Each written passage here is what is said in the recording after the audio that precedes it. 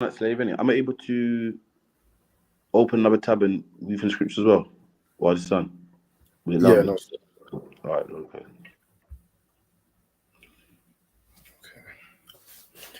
Okay, shalom. This is the ICPK, started out of 1 West, 125th Street, Harlem, New York, under commanding Johnny Yohana. Today's class is the Brotherhood Class, which is usually taught by Officer Tazarpwan. I'm going to be covering today. And today's class is on order and correction and how it must be restored in the community of Blacks, Hispanics, Native Indians, man. We have classes every day of the week other than Sunday. On Monday, we have the history class taught by Officer 5000 Karathia, which is taught in the school we have in Birmingham, postcode B185PW, and that's 394 Lodge Road. On Tuesday, we have the Brotherhood class, usually taught by Officer 50 Tazarpwan. I'm covering today. On Wednesday in the school, we have the law class taught by Officer 5000 Damgabar. On Thursday, we have the scripture breakdown class taught by Captain of 10,000 Parashia. That is also in the school. And on Friday, we have the Lashwan Kodash taught by Officer 5000 Shamgar. We also have the On the End radio show. Make sure you tune in. All these classes are from 7 p.m. to 9 p.m. So make sure you check in, learn this knowledge, man. Get this wisdom. Slacky, sir, are you ready to go? Go on. Okay. If you could get me the book of Deuteronomy chapter 5 and verse 15, Babak Shah.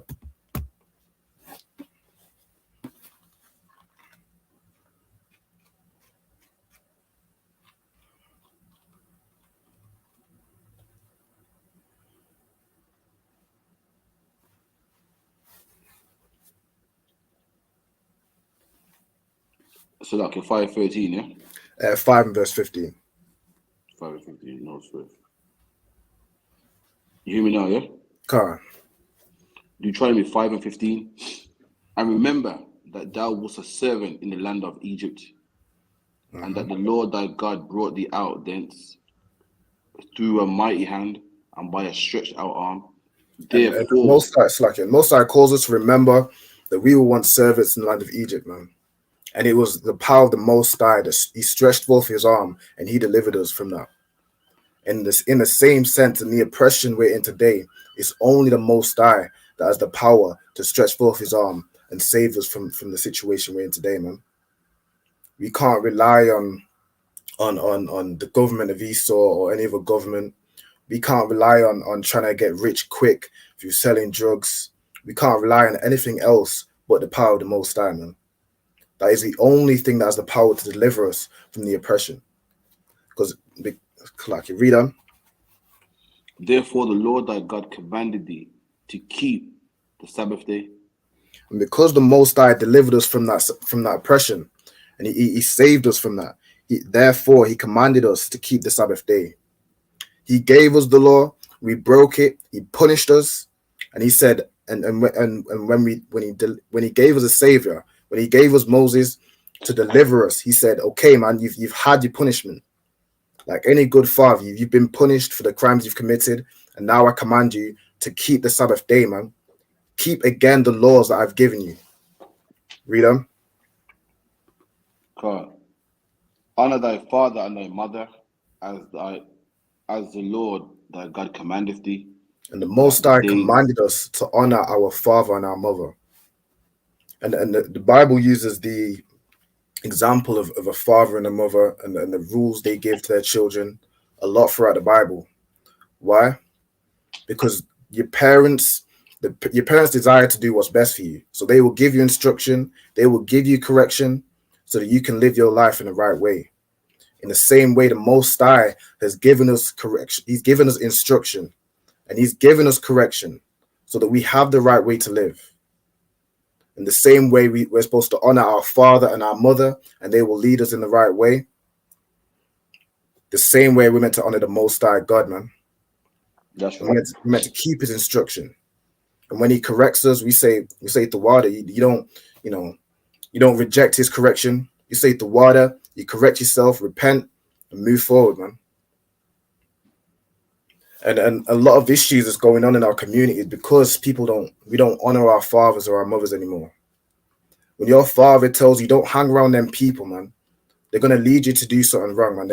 Don't hang around the wrong crowd. What you hang around with? We don't honor our fathers and our mothers anymore. So we reject that correction, and what happens? We end up, hanging around the wrong people, influenced by these things. We end up joining gangs. We end up stealing, robbing, murdering. We end up selling drugs. We end up doing all these things because we don't honor our fathers or our mothers, man. That's And right. for our sisters, our mothers tell them, listen, man, don't hang around that boy, man. Don't hang around certain types of men, or don't watch the women you surround yourself around by as well, because they will influence you in a negative way. But our sisters don't listen to their mothers and their fathers, so they'll you know get with men that aren't honorable men, and they end up in these situations. They end up being single mothers. They end up being in a situation where they get pregnant, and the father's not going to be there to support them, so they end up getting an abortion. They end up committing murder. They end up doing all these things that are not good for them because they don't honor their father and they don't honor their mother, man. Honoring your father and your mother is the first step, man. It is one of the lightest things, man. If you can't even do that, how are you going to serve the Most High? That's Go right. ahead. Come. Honor thy father and thy mother, as the Lord thy God hath commanded thee, that thy days may be prolonged, and that it may go well with thee in the land which the Lord thy God giveth thee. And when you honor your father and your mother, your days are prolonged, man. You don't get shot down in the streets for being in gangs. You don't end up uh, um, you don't end up in these precarious situations that could have been avoided if you just honored your father and your mother, man. You don't end up strung out on drugs, smoking weed. You don't end up aborting your children, and your body's confused, not knowing what to do.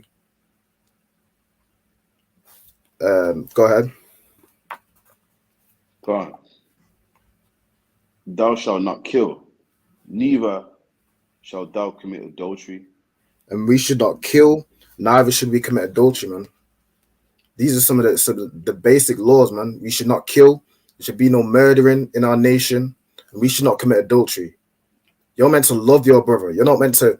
Your eye is supposed to be. Your eye is not supposed to be evil towards your brother, but you're gonna kill him over what? Over some money, over a nice car. You're meant to love your brother more than anything in the world, man. More than That's any right. material thing. More than any rib, man. You're not meant to look at your brother's rib and say, "Rah, man, that brother don't deserve him. That brother don't deserve her. I'm gonna take her for myself." Nah, man. You're supposed to have respect for your brother, respect for that union. And you say, "Listen, man, that brother's got a good woman, man. I'm gonna find one of my own, man." That's right. You're supposed to respect and honor and love your brothers, man, and love your sister, man. If you commit an adultery, you don't even you have hatred for that brother and you have hatred for that sister also, man, because you're causing her to sin as well. Not sin in the Bible is punishable by death, man. You don't know how the Most High is going to punish her for that. And you dishonor your brother, man. You have hate in your brother to steal something so precious into him, man.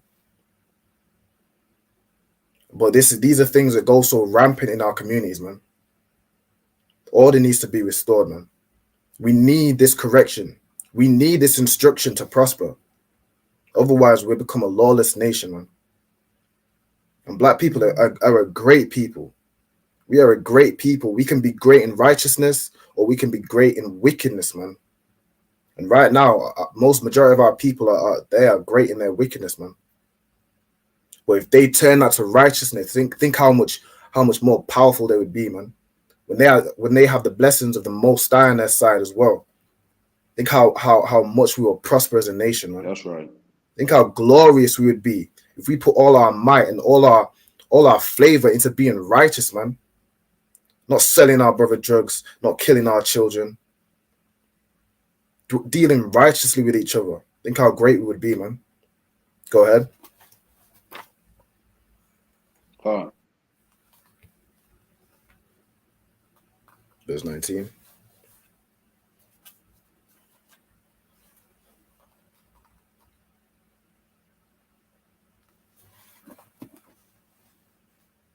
Slacky, so it's still there.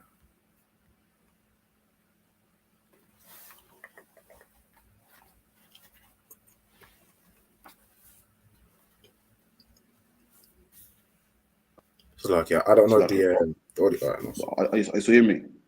can't, I can hear you now. Slacker, did you tell me to stop there or? If you could read from verse 19, but sure. Can't. Neither shall thou steal. Well, our people shouldn't steal, man. We shouldn't steal from our brothers. We shouldn't think that, oh, he's got something, man. Or you shouldn't think that you're gonna get rich, you're gonna make it out of the hood by stealing from your brothers. You shouldn't think that you're gonna prosper if you steal from your brother.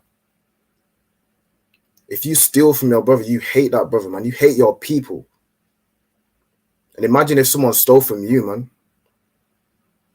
But we do these things. We do these wicked things unto each other. We steal each other's belongings. We steal each other's ribs. We do all these wicked things unto each other because we have no order, man. We are a nation. We lack order, man. We lack correction. You didn't honor your father telling you don't steal, man. Live honorably. You didn't honor that instruction. And so you grow up to be a big man and you're still doing these childish things, man. Taking what's not yours like a child, man. Our people love to think that, oh, they're big and bad because they steal and they're ready to kill a nigga over nothing. You think that's mighty. You think that's big. You think that's strong. You are weak-minded as a child, man. You are a child throwing a temper tantrum, man. But you think that's strong because you lack correction, man. You lack integrity because you didn't honor your father and your mother. No integrity was instilled in you as a young child. So you grow up as a child. And you remain a child. And you're ready to throw a tantrum and take a brother's life over nothing, over a postcode, over a rib, over a car, over a pair of Jordans. You are a child throwing a tantrum, man. And you need to become men. And you don't become a man without honoring your father. You don't become a man without being able to take reproof and correct yourself, without holding yourself accountable, without being responsible for your nation, man, and for your people, for your brothers, for your sisters, for your elders, for your youngers, man. It's not about, who's got the most bodies, who's got the most cars, the most women, who's the baddest on the block. That doesn't make you a man, man. That makes you a child. That makes you a child with the strength of a man. You're a terrorist, man. You're a real man. You have honor, you have integrity, and you're respected, man. Not respected by fear. You're respected by your works. People see you and see that you have honor. You love your people. You see how you treat your sisters, man. You love Blacks, Hispanics, Native Indians, man. And they respect you for that. But you want to be a child and you want to kill your brother over nothing, throwing tantrums. You want to commit adultery. You want to steal what's not yours. You need to grow up, man. Grow up, Blacks, Hispanics, Native Indians. Be able to receive correction. And you will become wise. But a fool rejects reproof, man. Read on, Babak Shah. Slacker, what scripture we at? Sorry. 20. Deuteronomy 5 and 20. Neither shall thou bear false witness against thy neighbor. And you shouldn't bear false witness, man. You shouldn't lie against your brother. A sister shouldn't lie against their husband, lie against anyone. A brother shouldn't lie against anyone. Because if you lie on people, they could be put to death over something they didn't do, man. That's You're right. bearing false witness. A sister bearing false witness against her husband because she's angry in an emotional state. You could cause that man to lose his life or lose his freedom over something he didn't do, man. Again, these childish behaviors, bearing false witness and lying. because you're emotional, or because you hate a brother and want to see him fall, because you're jealous. The Most High commands you not to do these things. Go ahead. Come. Neither shalt thou desire thy neighbor's wife. And neither shall you desire your neighbor's wife, man. Leave that woman alone. That is your neighbor's wife.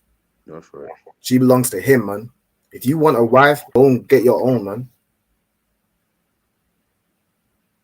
Why can't you just get your own, man? Why do you desire to have another man's thing, man?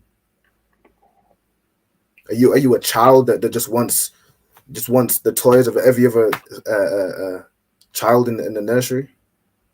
Get your own, man. Go ahead. Come. Neither shalt thou cover thy neighbor's house, his field, or his manservant, or his maidservant, his ox, or his ass, or anything that is thy neighbor's. You shouldn't covet anything that is your neighbor's, man. Not his wife, not his house, not his ox, not his car, not his shoes. Nothing, man. That man worked for that. If he worked for it and gained that honorably, the Most High has blessed him with that, man. That's right. Well, you need to work. You need to do your work, and the Most High will bless you with these things also, man. But it's not yours to take from someone else. Go ahead. Come. These words the Lord spake unto all your assembly in the mount out of the midst of the fire, of the cloud. That's it on that. If you could get me Book of Proverbs chapter 22 and verse 6. 2026.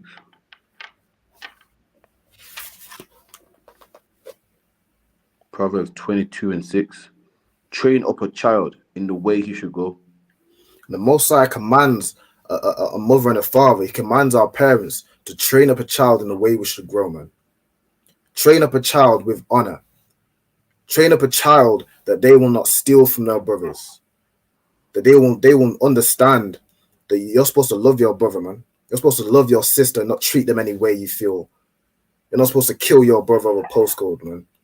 That's or right. steal from them or cover anything that is theirs. You work for your own. And you're supposed to train a child up in the way they should grow, man. Train them up keeping these laws, statutes, commandments. Train them up celebrating these high holy days so they don't stray away from it in later life, man.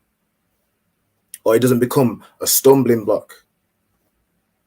If you love your children, you will raise them up in the way that the Most High says. And it makes it easy for them in later life, man. But if you hate your child and you don't raise them up in the right way, they will raise up to be killers, thieves, murderers. You will raise up your daughter to be a person that kills her own child, man. If you don't train them up in the right way, later in life, they become monsters, man. And when they hear this word, when they hear the priests and prophets trying to give them the correction that you should have given them so long ago, they reject it, man. They reject that correction because you never instilled any sort of discipline or any sort of correction in them from young, man.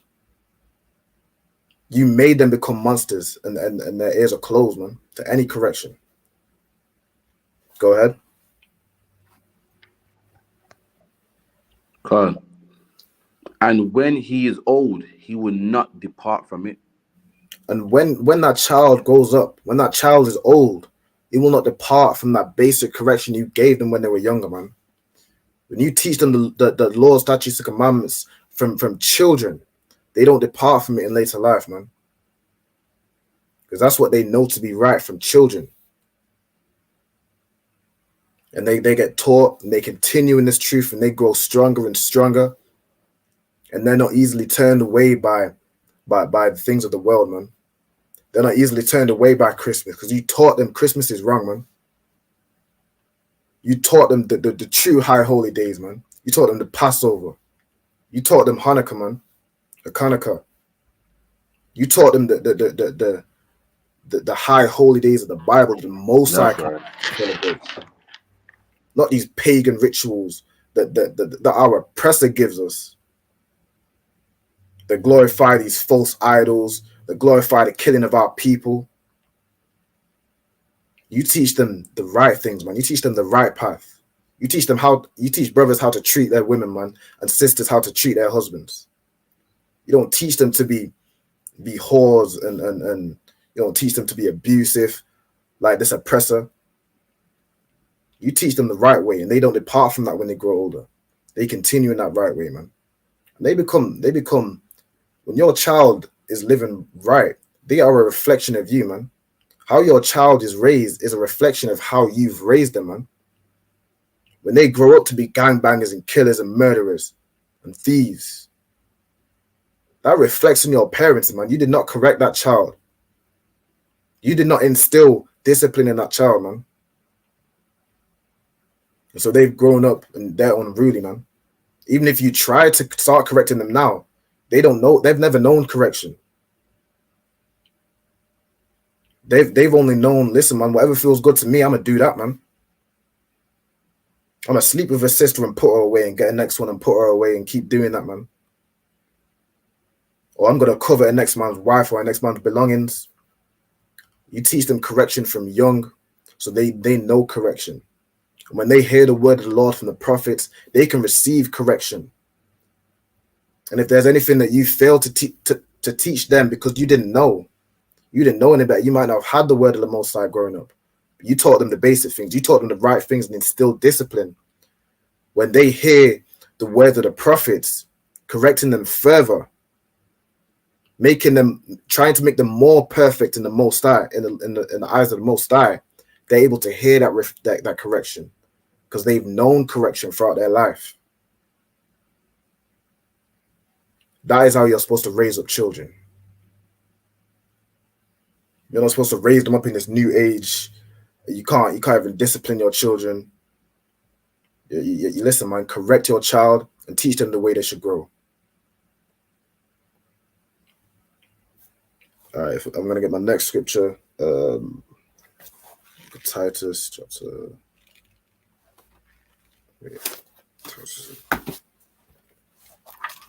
Titus chapter 2.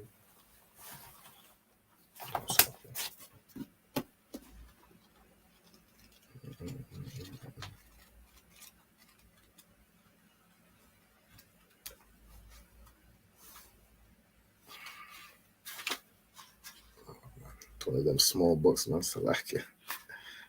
It's about it. Book of Titus, chapter 2 and verse 1. But speak thou the things which become sound doctrine, that the aged men be sober, grave, temperate. So the aged men, the men that are older, the men that are grown up, the men that the young men look up to, or the children look up to, you're supposed to be sober, man. You're not supposed to be strung out on drugs or drunk out of your mind, being an alcoholic, stumbling by on a park bench, or coming home and being in a drunken state and not being in control of yourself. In that state, you might cause harm to your rib, man. You might cause harm to your children, man. You're supposed to be sober, man. You're supposed to be sober-minded in all time, be in control of yourself, not strung out on drugs, being paranoid, and not being in control of yourself and hallucinating all these things. Be sober, man. And be grave, be temperate, be a serious man. Don't be no joker. Don't joke around with your children. Let them get away with anything. Be grave. Be a serious man. Life is about warfare, man. If you're not a serious parent, you don't grow up your children to be serious. Your children become jokers. Your children don't grow up with any seriousness about them, man.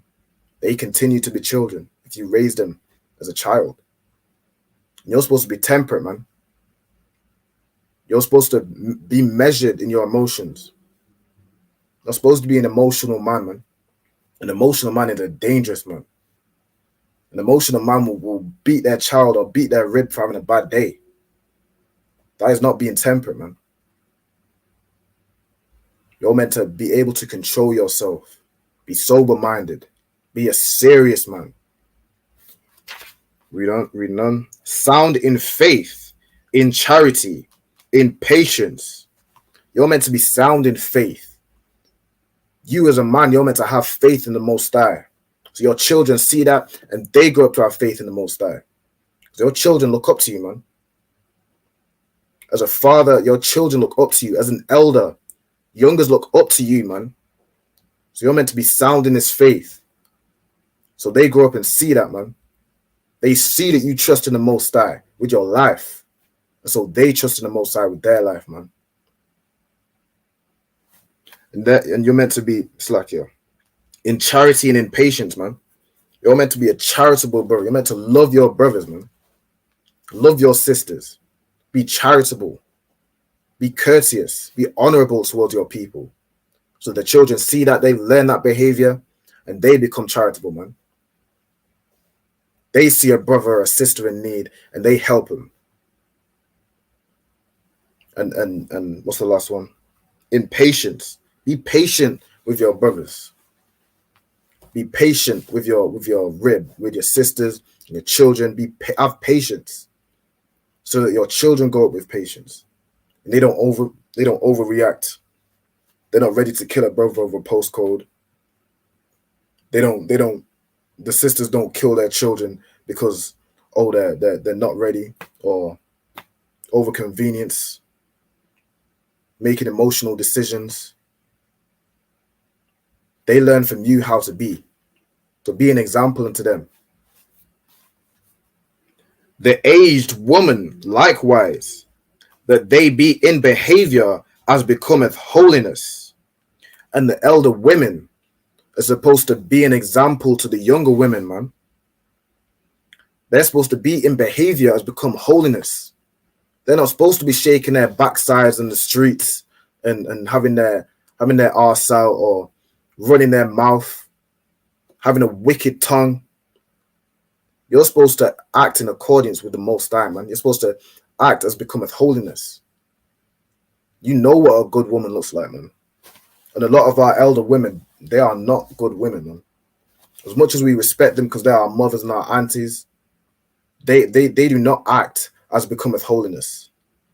They do not act in that right way, man. Our elder men and our elder women, we need to do better. We need to do better for ourselves, for our community, for our children. To set an example, man.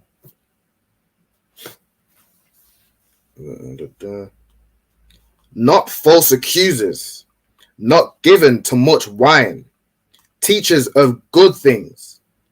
So our elder women are not meant to be false accusers, man. So that our younger sisters grow up seeing that, and they think it's okay to be a false accuser, to gossip, to backbite, to speak evil on brothers and sisters. And that our elder women are not meant to be given too much wine, man. Not meant to be at no parties, getting drunk out your mind and making all these decisions that you regret, man. So that our young women just go into parties and getting with every next man every week, shaking their backside and not knowing what they're doing. You're meant the elder women are not meant to be given too much wine, man. You're supposed to conduct yourself as becometh holiness.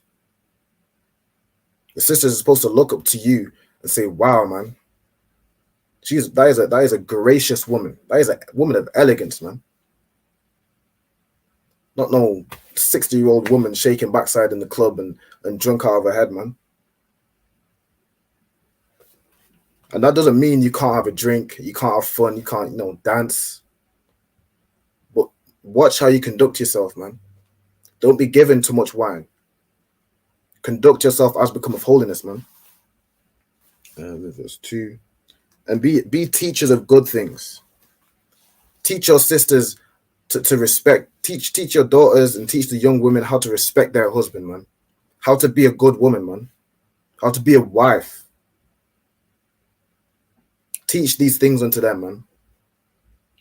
Don't teach them to run their mouth to their husbands or disrespect their husbands. Because where does that get them, man? All that gets them is being single mothers, or their man can't take it anymore and raises his fist and gets sent to prison. And now they're single with children, and now they need the next man. They do the same thing. The cycle repeats over and over again. And that woman just goes up old and bitter and hating men and why can't men be this? Why can't men be that? You can't expect a good man if you're not a good woman, man. And to our brothers as well, you can't expect a good woman if you're not a good man. Our elders need to be examples for us that we can live up to guide us to the right path, man. Give us good lessons, good correction, man. Reading on. Verse 4, that they may teach the young women to be sober, to love their husbands, to love their children. As an elder woman, you're supposed to teach the young women to be sober. Teach them, listen, man, don't drink too much because you'll act in a disorderly way. You'll act in a way that's not who you are, man. That doesn't become of holiness. And our elder women are supposed to teach the young women to love their husbands, man. Teach them how to cater to their husband so that they can find a good man. And when they treat him that way, that man's going to love them, man, and give back unto them what they give to their husband, man. Teach them how to love their children and not just love their children and giving them anything they want. They'll correct them because you love them. That's not love, man. You teach them how to love your children properly, man. How to care for them. Teach them right things. When you teach them the right way, when you correct that child, you show that you love them. You don't show you love them by your son's a gangbanger and sells drugs and killed however many people, but you hide him and say, nah, man, he would never do that. You don't think you're loving that child by allowing them to do these things and getting away with it. That is not love, man. That is hatred. You hate your child when you allow them to live in these sinful ways and you don't correct them, man.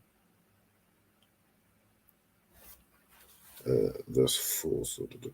Verse 5. To be discreet, chaste, keepers at home. You're supposed to teach women to be discreet, man. Not having their breast out and backside out in the streets. Not chatting everyone's business. You teach them to be discreet, man. Teach them to dress modestly, to not chat everyone's business, and to be chaste, to be keepers at home, man. You're not supposed to be going out to the club every night, girls' night, girls' trips, holidays. You're supposed to be a keeper at home, man. When you're out on these girl trips, your man is stressed out, man. You're meant to be a keeper at home. You're meant to bring peace to that man. Not stress. Not no, if you're just insecure if you don't let me go out with my backside hanging out.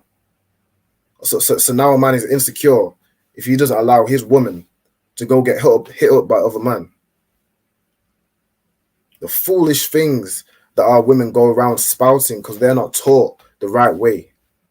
They're not taught to be chaste, to be discreet. They're not taught to act as becometh holiness.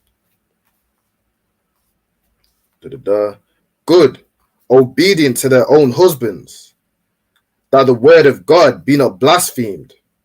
And you're supposed to teach young women to be good, man. To act accordingly, to act correctly, to be obedient to their husband, man. Not being so disagreeable that man can't even stand being around you, man. Not disagreeing with everything he says, and going out on dressing half naked to a club on your own. Not doing these things to disrespect your man. You're supposed to respect your husband, man. If you love that man and you've chosen that man to be the one that you lay with and that protects you, then you respect that man, man. You don't disrespect him. You show obedience to him, man. And if you don't have a man that there's worthy of being obedient, that being submissive to, then you've chosen incorrectly, man. But that's on you. You've made that decision, man. You've made that decision to lie with that man. You've chosen him. So it's your job to be obedient, man. What am I reading to? Verse 6. Young men likewise exhort to be sober-minded. And the young men also are supposed to be sober-minded, man. We're not weed heads, not drinking all the damn time, getting blackout drunk, not sniffing up coke or eating mushrooms or all these dumb things that our young men are doing these days, man. Our young men should be exhort to be sober-minded as well, man. In all things, shewing thyself a pattern of good works. In doctrine, shewing uncorruptness, gravity, sincerity. In all things, the aged men, the aged women, the young women, we should exhort. We should strive to show a pattern of good behavior, man, of good works. We should show uncorruptness. We should show that we're not easily swayed by wickedness, man. That we're able to conduct ourselves in the right way. Gravity, sincerity. That we're able to be sincere toward one another. Shalom, Adonai, Lord of Christ. Shalom, Lord of Christ. Slacky, could you get me the book of Titus, chapter 2 and verse 8, Baruch Shah? Come on. We're supposed to show uncorruptness, man. Show that we're not easily swayed by wickedness and what this damn oppressor wants us to do. Show that we're strong. We're strong enough to resist what the oppressor wants us to do and keeping us in sin, keeping us selling drugs to our neighbor, man, keeping us killing each other over postcodes, keeping us killing our children. We're supposed to show sincerity, man. That we can love our brothers and love our sisters, love our elders, our youngest, love our parents sincerely, man. Not showing love to their face, but chatting behind their back or backbiting. Be sincere, man.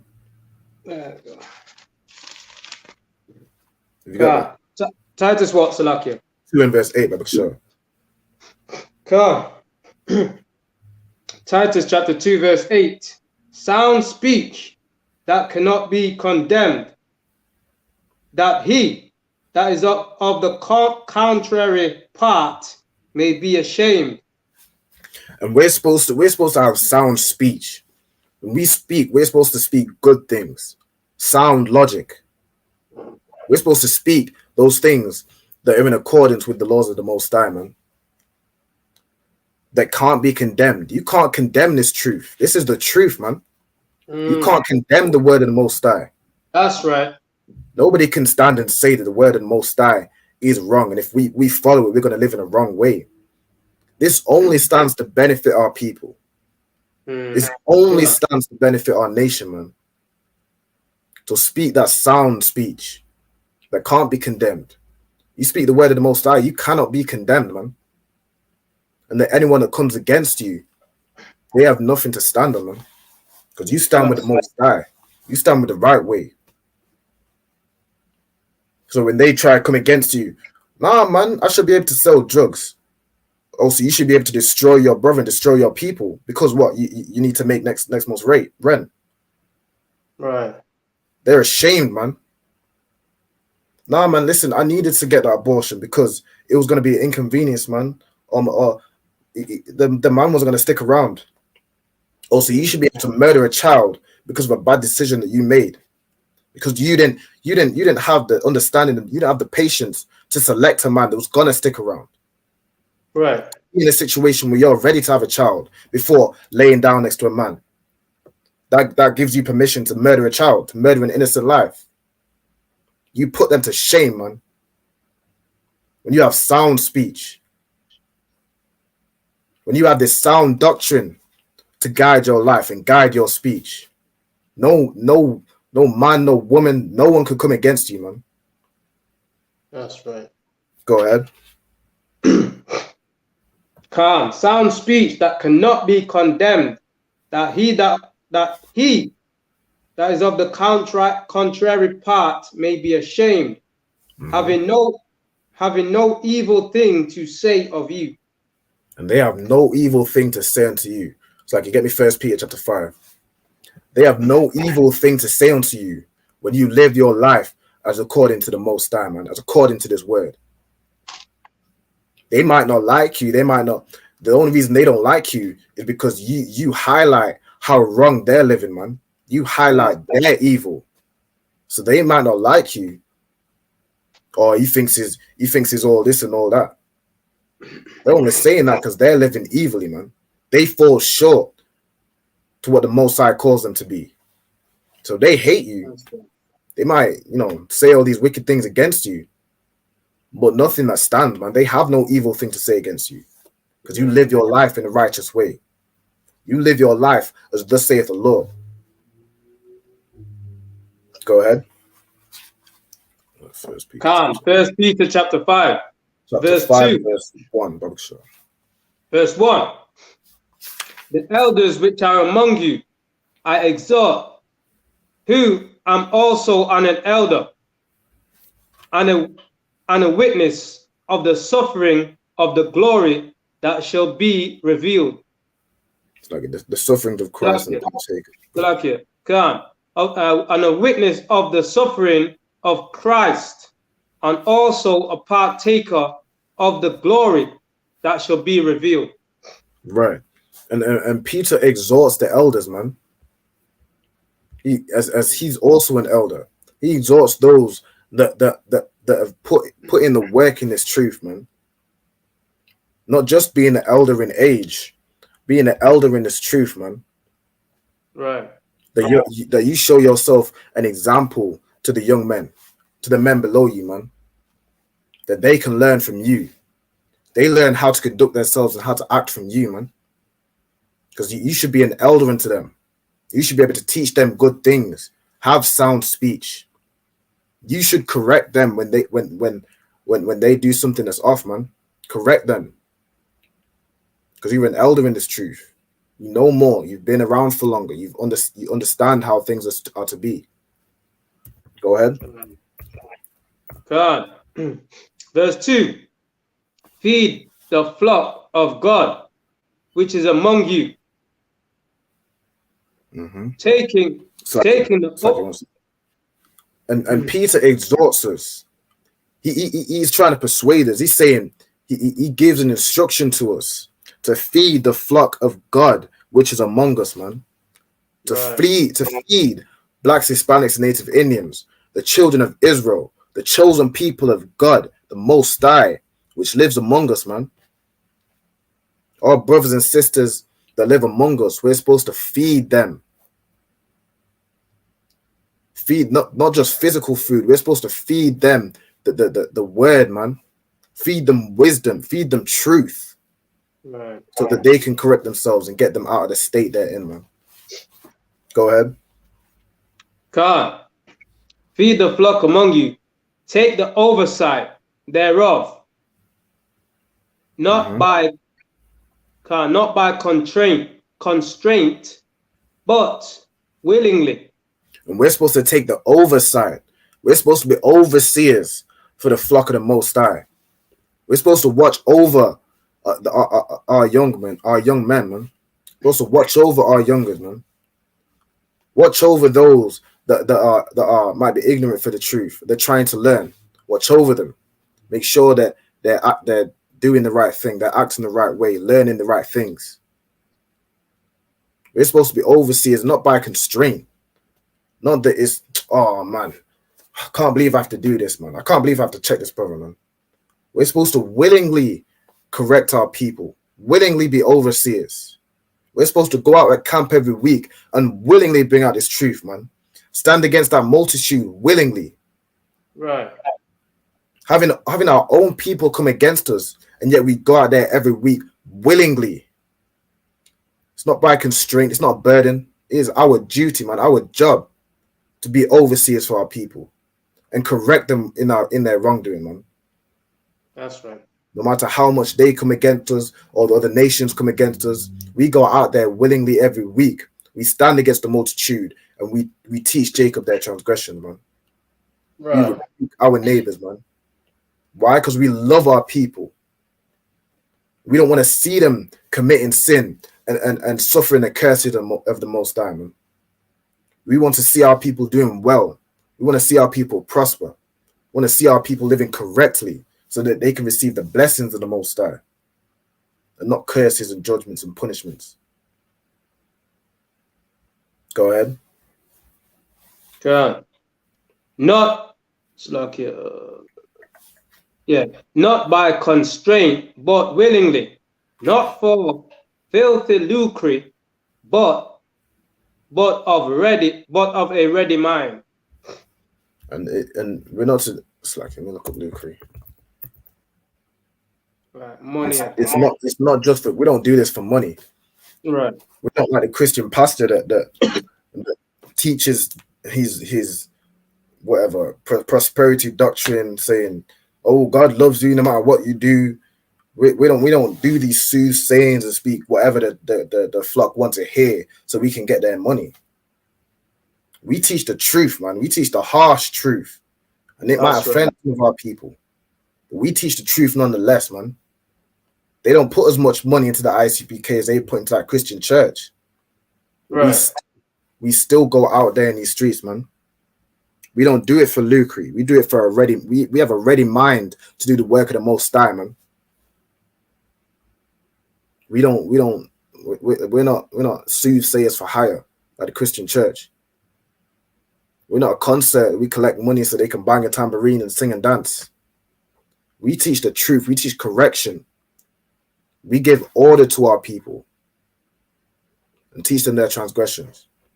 And if they want to give a donation in that bucket, so be it. But majority won't, man. But we're ready to do it nonetheless. Go ahead. God, verse 3. Neither as being Lord over God's heritage, but being ensamples to the flock. And we don't do it so we can lord over our people. We don't do it to feel high and mighty and act as if we're gods over those that know less, or those that aren't as strong in the truth as us. We don't act as if we're better than anyone, man. Because we know what it was like to be in the world. We've all been there, man. We don't act high and mighty. We see a brother struggling and we go to help him, man. If he receives his help, then Most High in Christ. He is coming to the school. He can learn. He can correct himself. And he can long suffer with us, man. He is a brother with us, man. We don't lord over him. We don't say, "Oh, I told you how to act, so you need to obey it.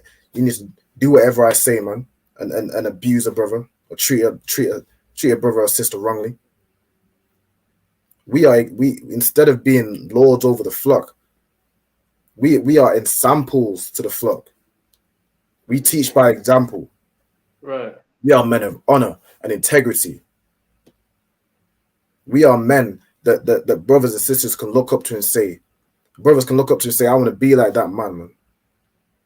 I want to have as much honor and integrity and brotherhood as that man." Our sisters can look up to them and say, "Wow, these are the strong, mighty men of the Most High, man. These are men that I wish I would have had teaching me when I was growing up, man. So they could have taught me those right things from young, man." We're supposed to live by example, man. Go ahead. Down, verse 4. And when the chief shepherd shall appear, ye shall receive a crown of glory that fadeth not away. When that chief shepherd appears, when Christ comes back, when Christ appears, we shall receive a crown of glory, man, that don't phase away. When we have lived by example, we have taught our brothers and taught our sisters the right way by example, by keeping this word and not abusing them, not doing it for money like the Christian pastors. We do this truth for the Most High, so that when Christ comes back, we will receive a crown upon our head for our work, man. Christ will come back and say, "The water for teaching the flock the right way, man." rather for bringing them back into the Most High God, man. You have Ah, done good work. And we will receive a crown of glory in our heads that don't fade away. You don't fade away like that filthy lucre, man. You don't fade away like money or like fame or status. This crown will be on our heads forever, man. And upon our lineage in the kingdom of heaven, man. Go ahead. Khan, verse 5. Likewise, ye younger, ye younger, submit yourselves unto the elder. Yea, Mhm. all of you be in subject one to another, and be clothed with humility. For Right, God, and likewise, the youngers, those men that are young in the truth, they should submit themselves to the elders, man. Don't try to act like you know everything. The elders don't know nothing. They can't teach you they can't tell you nothing.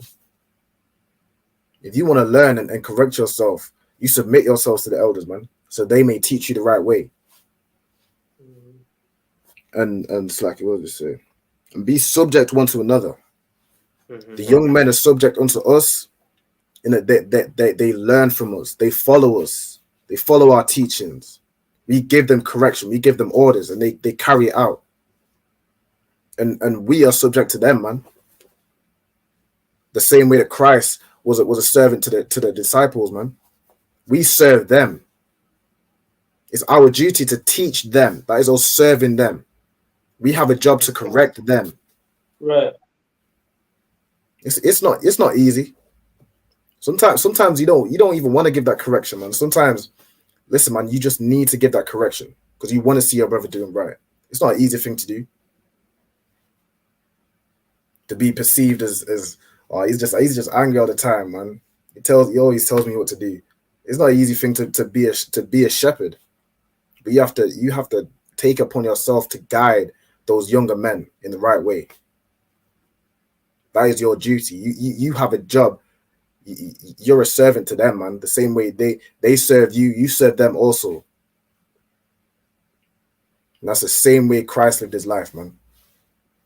He served the disciples the same way the disciples served him. Go ahead. God, the humility.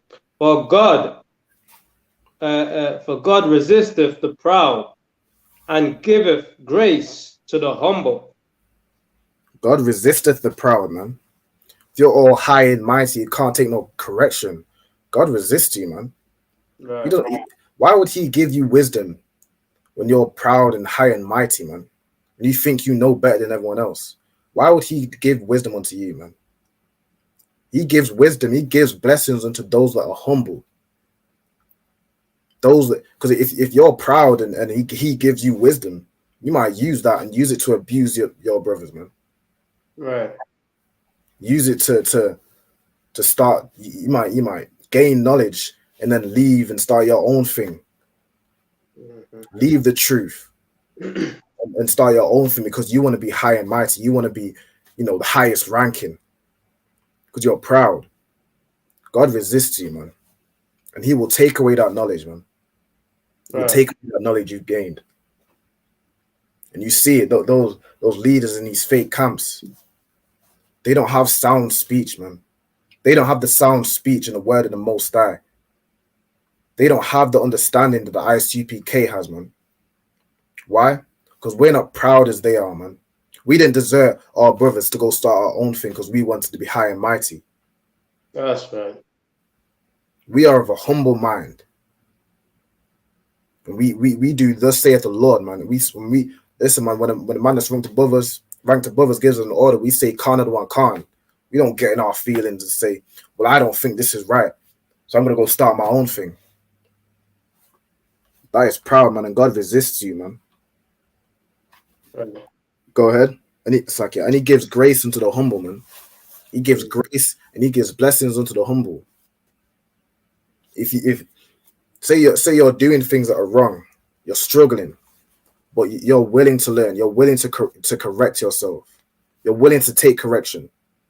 He will give you grace, man. He will give you grace for all the sins you've done in the past. If you're willing to take this correction, you're willing to repent and change and correct your life, then the Most High is willing to give you mercy, man, and forgive you of those sins, man. But you have to be humble. You have to be willing to take correction. You have to change, man. You have to have integrity and change, truly change. You can't just keep sinning and saying and you can't be you can't go to what's it called, confessions every Sunday over the same sin, not changing. You can't be like you are in a Christian church in the ICPK, man. It ain't no Salaki every week doing the same thing. You correct yourself. Hold yourself to that. Go ahead. God. Verse 6. Humble yourselves, therefore, under the mighty hand of God, that he may exalt you in due time. We humble ourselves under the Most High, man. We humble ourselves in the ICBK, that in due time we become exalted. We don't try to become exalted on this earth. We don't try to become a Christian pastor and take all this money and buy all luxurious things and have gold and have cars. We don't leave the school and start our own thing so we can be the leaders. We hold ourselves. We are humble. We are in subjection to the Most High and the men that the Most High has raised up, so that in due time we receive that crown, man. In due time, when the Most High is ready to give us our reward for enduring, then we will receive that reward, man. Go ahead. God, verse 7. Casting all your care upon him, for he careth for you. And we cast all our care unto the Most High, man. What would the Most High want me to do, man? Because the Most High cares for us. The Most High has not allowed us to be wiped off of the earth, man. Because he still has love for us. He still has mercy for us if we serve him. So we serve him. We care for him so he can care for us, man. Mm-hmm. Like how the Bible uses the metaphor as a husband and a wife, man. A wife cares for her husband and is obedient and serves her husband, so her husband cares for her, man. In that same way, the children of Israel, blacks, Hispanics, Native Indians, we serve our God, man. So the Most High, our husband, protects us, man, and gives us blessings and looks after us and cares for us, man. Go ahead. Verse 8. Be sober, be vigilant, because your adversary, the devil, as a roaring lion, walketh about, seeking whom he may devour. And we're supposed to be sober and vigilant, man. Don't falter. Don't fold. Be vigilant in this truth, man. The devil is seeking who he can persuade, who he can plant in the minds that, nah, man, this isn't the right thing. Listen, man, what's one spliff, man? What's a little bit of pork, man? God don't care about that. The devil is hunting, man, hunting for who he can destroy. Right. He wants to destroy the mind of the strong, man, so we don't raise up, we don't receive the kingdom of heaven. He wants to bring us down, man. You remain vigilant, man. You say it's like, yo, what was it? You say, get behind me, Satan, man. Yeah. You say, man. I'm not good. Listen, man, that spliff ain't for me, man. The Most High gave these herbs for food, not to smoke out, not to put in our lungs, man. Right, that's right. The Most High gave us clean and unclean animals, man. Not to put that filthy pork, that abominable meat in our body, man, to defile our temple. The Most High gave us laws on who we should sleep with and who we shouldn't sleep with, man. So we don't get these diseases, these damn monkeypox into our bodies, man. We don't get no AIDS. We don't get all these vile things that these filthy people do, man. From sleeping with animals and sleeping with men, sleeping with men, and women sleeping with women. And they receive that recompense. They receive them punishments of the Most High, man. The devil can't turn the men in the ICPK, man. We are sober. We remain vigilant, man. We are steadfast in this truth. Go ahead. Verse 9. Whom resist steadfast in the faith, knowing that the same afflictions are accomplished in your brethren that are in the world. And these same afflictions, the devil is trying to convince our brothers in the world, man. The devil has a hold on them, man. Hold on them smoking weed and eating pork and murdering their children and sleeping, committing all sorts of fornication and bestiality and homosexuality. The devil has a hold on our people. And we need to live by example, right? So how can we lead the flock if we give in to that same devil, man? We need to resist. We need to stand steadfast in the faith so that those not in the truth and those younger men can look and see how we have integrity, man. And they strive to have that integrity. They strive to be able to say la'ah. They strive to be able to stand against that devil, man. Stay true to this faith. Go ahead. Verse 10. But the God of all grace, who has called us unto his eternal glory by Christ Yahushua, after that ye have suffered a while, make you perfect, established, strengthened, settled you. But the Most High, who is in all his grace and all his mercy, has allowed us through Christ to come back to this truth, to receive this truth. And after we've suffered for a while, after we were in the world, suffering from all these things, he has now made us perfect, man. He has given us the wisdom. He has made us perfect, and he has established us, and he has strengthened us, and he has settled us, man. We are no longer the brokenhearted and the anxious. We no longer, don't understand why we're going through these things and confused and anxious and scared. We don't walk the street with fear, man. Right. We walk the street knowing that we're a servant of the Most High, and the Most High cares for us, man. And the Most High will deliver us, man. Go ahead. Right. To him be glory and dominion forever and ever. And to the Most High be glory and dominion forever and ever, man. Amen. If you could get me Proverbs chapter 16, verse 16. Look sure.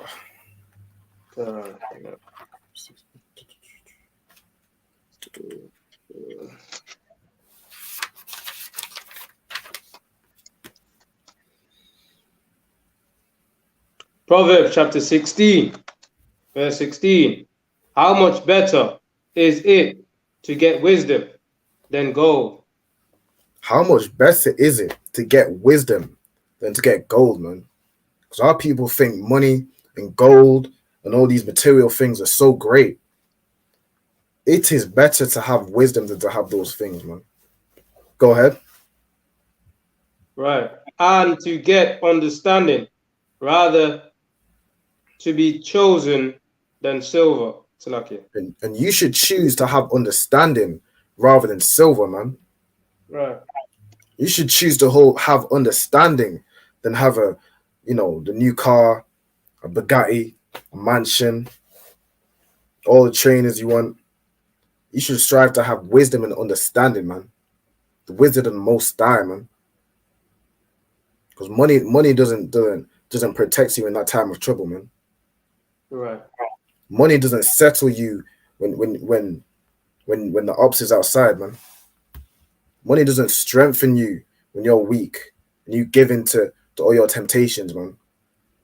But wisdom and understanding does. Wisdom and understanding protects you from the devil that is trying to get you to sin, man, every day. Wisdom and understanding protects you from destroying yourself, man. Go ahead. Quran, verse 17. The highway of the upright is to depart from evil. He that keepeth his way preserveth his soul. And the highway of the upright is to depart from evil, man.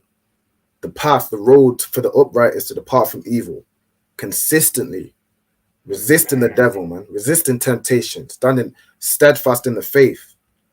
That is the path of the upright, man. That's the path of the righteous, those who have wisdom and understanding. But he that keepeth his way, he that keeps on that path, the right path, resisting every day to not veer away from that path, preserves his soul, man. You preserve your soul, which is worth more than gold and worth more than silver, man. That's right. Go ahead. Quran, verse 18. Pride goeth before destruction, and an haughty spirit before a fall. Pride goeth before destruction, man. Look at how pride America and England are today, man. They are pride. They are prideful, man. They are boastful. But that becomes before destruction, man. They will be destroyed. And a haughty what?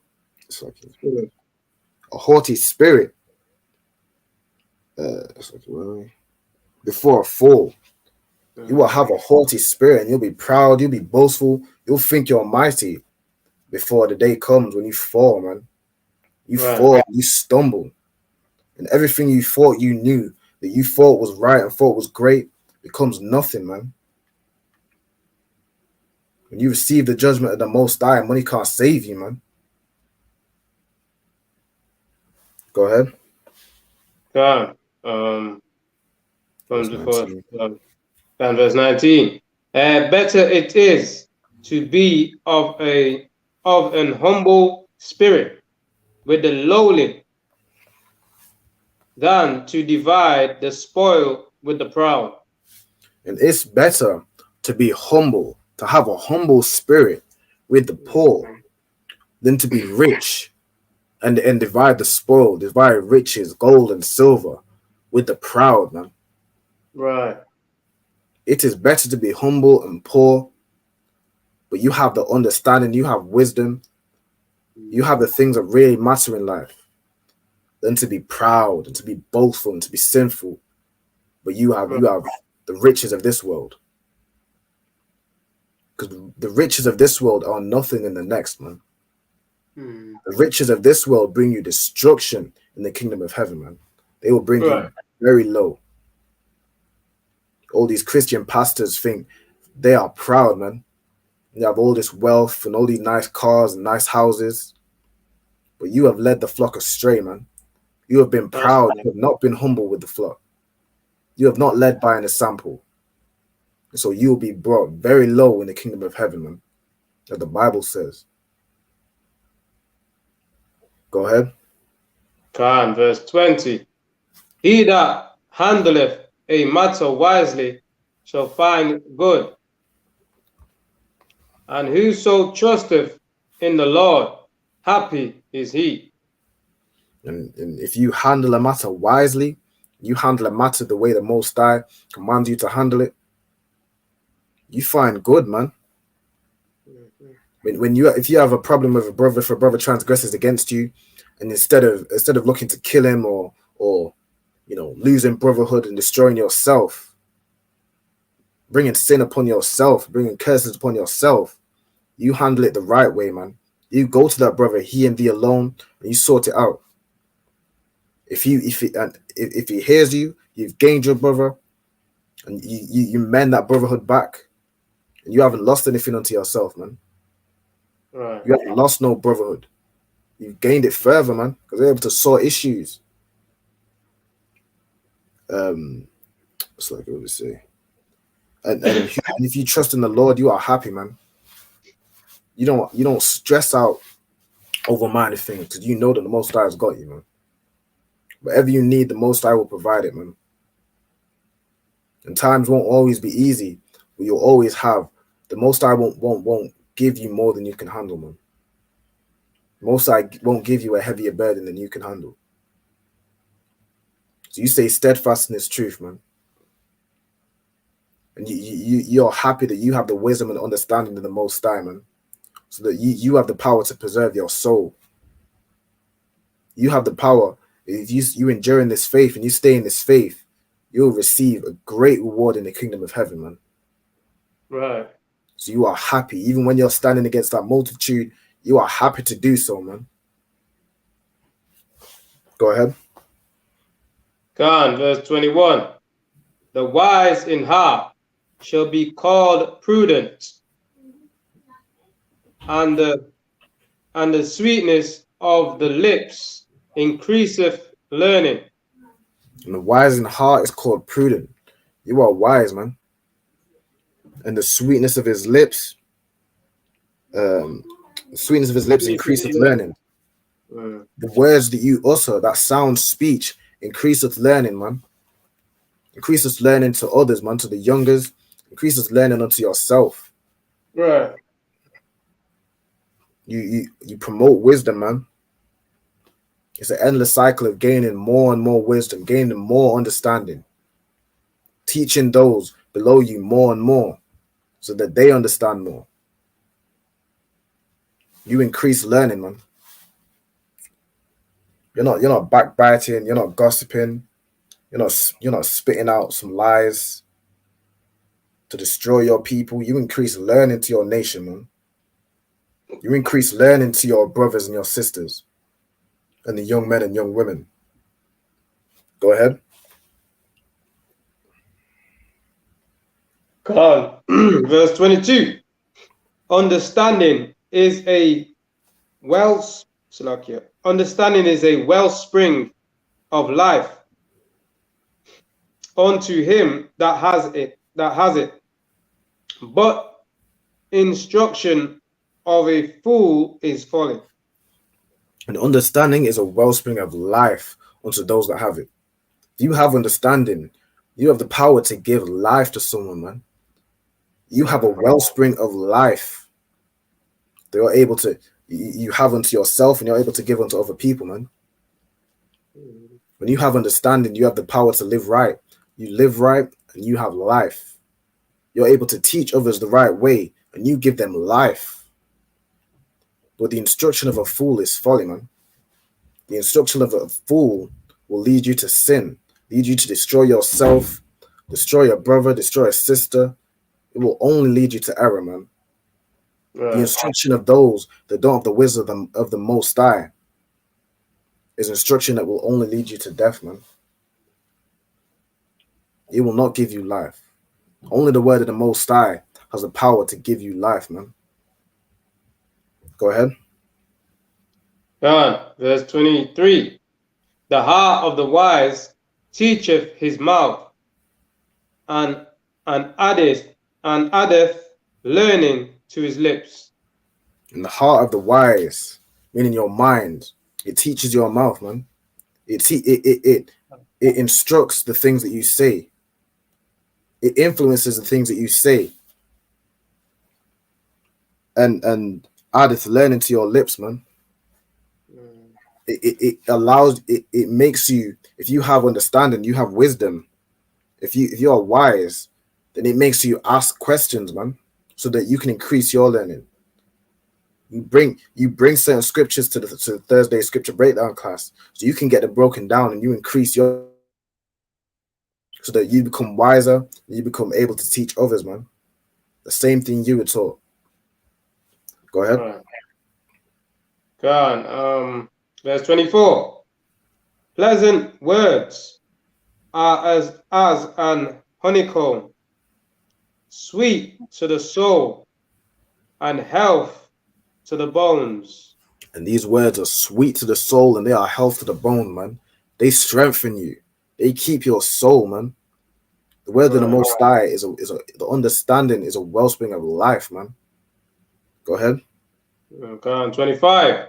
There is a way that seemeth right unto a man, but the end thereof are the ways of death.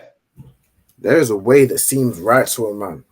It seems right. It seems right to a man to sell drugs to his neighbor, so he can get a bit of money, buy whatever he wants, buy a new tracksuit, new trainers. It seems right unto him, man. How am I gonna pay rent, man, if I don't sell these drugs and destroy my people? It seems right, man. It seems right to a sister to kill a baby over because it's an inconvenience. It seems right, but these ways lead to death, man. They lead to your destruction because you're sinning against the Most High. The wisdom of man is foolish to the Most High, man. The Most High's wisdom is higher than yours, man. Right. So whatever seems right unto you, if it's not in accordance to the Most High, it is wrong, man. It is incorrect, and it only leads to death. Go ahead. God. Verse 26. He that laboureth for himself, for his mouth craveth it of him. And if you labor, you're laboring, but you're laboring in unrighteousness. You're laboring for yourself. Your mouth just craves it, man. You will never be filled, man. You will never be fulfilled in doing all these things that are unrighteous, man. You will never have enough. You'll never, have sold enough drugs so that you can finally just buy the house, man. If you're ever talking about that rent payment, you will never be filled in doing all these wicked things, man. Right. You'll never have killed enough babies, man. You'll continue to make these wrong decisions and continue down this path of self-destruction because your mouth craves it of you, man. Your flesh craves it, man. You will continue to smoke weed until you give yourself lung cancer and die from cardiac arrest. You will continue to eat pork and give yourself gout and high blood pressure, diabetes. Because your sinful flesh, it just craves it, man. Go ahead. God. Verse 27. An ungodly man diggeth up evil, and in his lips there is as a burning fire. An ungodly man just digs up evil, man. All he is something bad to say about another brother. And in his lips is a burning fire, man. He has the power to cause friction between two brothers, man, because he's evil, man. All he desires is strife. Right. Go ahead. Go on, 28. A froward man soweth strife, and a whisperer separateth chief friends. A froward man soweth strife, man. This type of men all they want to do is cause friction between two brothers, man. Cause tension. They can break up even the closest of bonds, man, even chief friends. They can break up that friendship by whispering and gossiping, doing all these wicked things, bearing false witness, being talebearers. Our people shouldn't conduct themselves in this way, man. It's like if you could jump to verse 32. Go on, verse 32. He that is slow to anger is better than the mighty, and he that ruleth his spirit than he that taketh a city. And if you're slow to anger, if you have patience with your brothers, if you are a patient man and you love your brothers, it's better to have that, to have brotherhood, than to be mighty, man. It's better to have that than to be physically strong or to be skillful with the sword. It is better to be slow to anger, man. And if you rule over your spirit, if you are tempered, man, if you are temperate, you're able to control yourself. It is better to have that than be able to take a city, man. If you could get me the book of Hebrews, chapter 12 and verse So like 12 and what? 12 and verse 5. 12 and 5. Hebrews chapter 12, verse 5. And ye have forgotten the exhortation which speaketh unto you as unto children.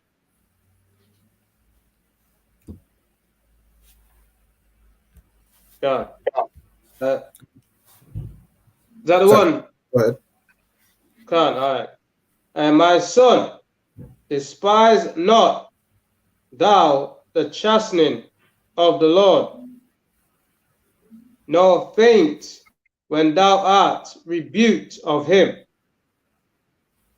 Right. So we've forgotten what was required of us, man. We've forgotten these words that they were speaking unto us as unto children. The same way a father speaks to his son these words, the Most High spoke to us, man. And he said, despise not the chastening of the Lord, man. Despise not the correction, man. And don't faint when we're rebuked. Don't fold when we're rebuked and say, nah, man, screw this, man.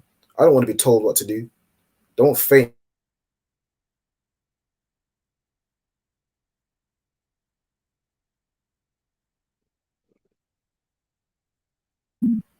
It's like that. I think my internet's messing up.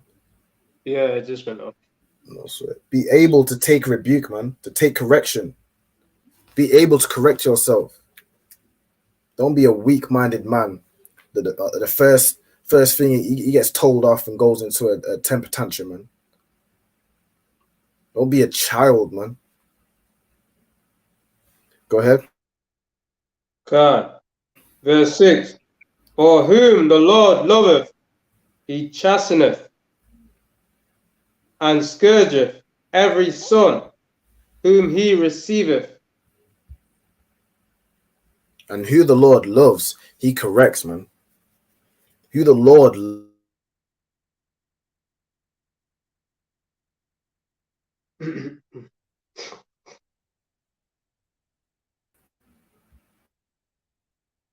Just went again, yeah. No. Slack here 1 second. Right. Who the Most High loves, he gives them under the Lord the instruction to correct them so that they can correct their ways and they can be made perfect, man.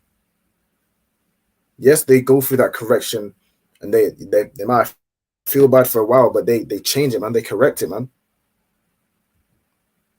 Don't faint. Don't leave the truth because you got corrected, man.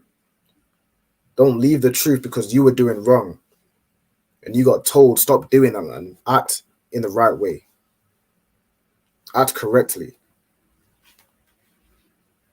If we didn't love you, we would allow you to carry on acting in that wrong way. Right. And when Christ comes back, you would fall short of that, man. You would fall short of the glory of God. But instead, because we love you, we want to see you thrive, we want to see you prosper, we correct you because we love you, man. The same way a father will correct a child because he doesn't want to see him growing up and joining gangs and you know, selling drugs and shooting up, gang banging, and ending up in prison or ending up dead. If you didn't love your son, then you would allow him to do those things. Right. If you love him, you will correct him, man. You want to stop. You want to stop him. You want to stop in those wicked ways, man, in those errors, and you want to fix that path, man. Get him back on the straight and narrow, man. Correct him.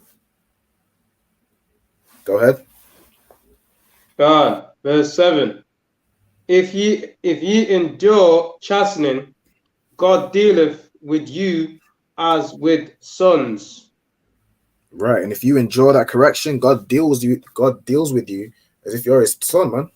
As if you're his child, man. God gives you that correction, and he watches what you do, man. If you faint and you say, "Nah, man, screw this, man," and you walk out the house, he allows you to walk out the house, man. But you're no longer under his protection. If he sees you stay and you've changed and you've corrected, He said, look at that's a good son, man. He's listened to my word. He's listened to that correction. He's endured. Listen, I'm gonna keep watching over that son right there, man. He has potential. Go ahead. That's right. Excuse me. Verse Salakia. Khan, verse 7 again. If ye endure chastening, God dealeth with you as with sons. For what son is he whom the father chasteneth not?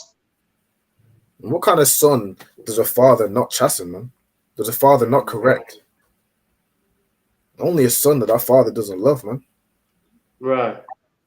What type of father will not correct his child, man? A type of father that doesn't love his children, man. But if you love your children, you correct them, you want to see them living that right way, man.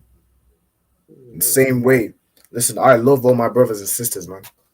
And I go out there and camp every week and correct them of their errors, man.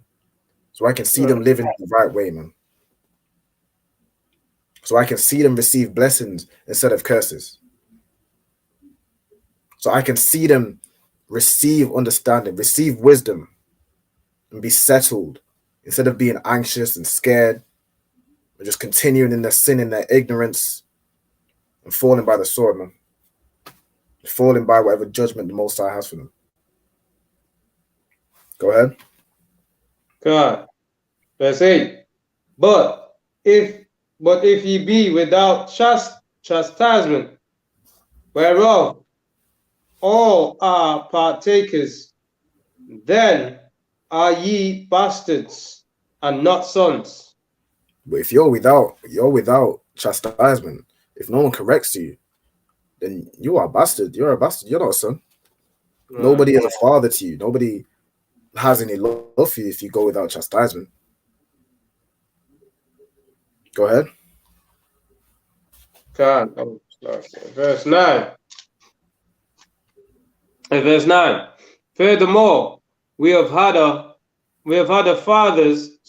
Furthermore, we have had fathers of our flesh, which correct us, and we gave them reverence. And Shall we not? we have had fathers of the flesh. They corrected us. We have had our biological fathers correct us, and we give them reverence for that, man. Right. But yet, when the Most High wants to correct us through His prophets, we disrespect the prophets. Our nation disrespect the men of Israel, the priests and prophets that try to correct them. Right. But the fathers of the flesh, they gave them reverence, man. How much more reverence should you give your Father which is in heaven, which is trying to correct you, man? You should give the Most High even more reverence than your biological father, man. Right. Not to say to disrespect your father. Listen, honor your father. You honor the Most High. You honor the father of our forefathers, the God of our forefathers, even more, man. Mm-hmm. There is no one above the Most High. Go ahead. God. Shall we not much rather be in the subjection unto the Father of the spirits and live? Shall we not eat much more as we reverence our fathers for correcting us? We should reverence the Most High even more, man. The Father of spirits. He is trying to give us life. We should reverence Him even more, man. Go ahead. God. Verse 10. For they verily for a few days chastened us after their own pleasure, but He of our profit, that we might be partakers of His holiness. Right. So our biological fathers, they chastened us for it says a few days. They chastened us for a time when we were young, for their profit. What they wanted to see us do. They wanted to see us prosper. You know, they wanted not to see us going out on drugs. They wanted us to go out into the world, you know, become an upstanding citizen, live correctly. But the Most High wants us to correct ourselves for our profit, so that He can give us blessings, man. So we can receive His holiness, man. We can be partakers in that kingdom of heaven. He wants us to correct ourselves so he can care for us, man. So he can give us that kingdom of heaven, man. He can give us crowns upon our heads. He can save us from the state we're in, man. Go ahead. And verse 11. Now, no chastening for the present seemeth to be joyous, but grievous, nevertheless, afterwards. It yieldeth the peaceable fruit of righteousness unto Right them now, which... no chastening at the time. It doesn't feel good at the time to be. It's not joyous to be chastened. It doesn't feel good. It's a grievous thing to be chastened at the time when you're going through it.